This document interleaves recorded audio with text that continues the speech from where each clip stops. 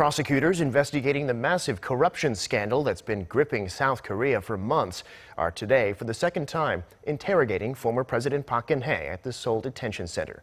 It's expected they'll also seek to extend Park's detention. Our Hwang Hojun reports. A week after her arrest and just 2 days after round one, prosecutors started their second round of questioning of Park Geun-hye on Thursday morning. The session is again being led by Chief Prosecutor Han Woong-jae, who oversaw both the Tuesday session and the one at the Seoul Central District Prosecutor's office 2 weeks ago before Park's arrest. Park is currently facing 13 charges.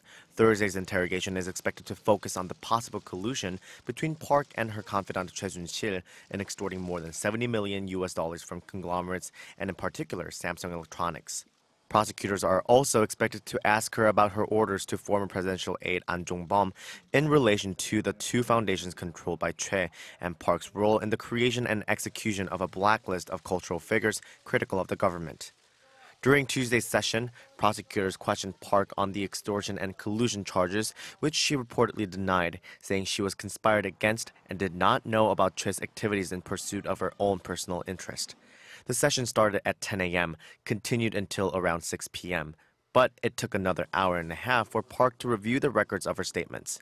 Given the strict schedule at the detention center, it's likely Thursday's interrogation will proceed on a similar schedule.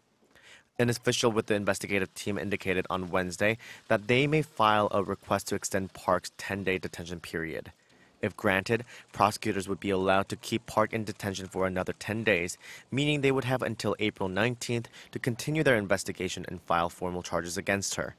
Meanwhile, Choi Soon-sil, who was being held at the same detention center as Park, was moved on Thursday to the Seoul Nambu Detention Center about 20 kilometers away to prevent contact between the two. Hwang Hojun, Arirang News.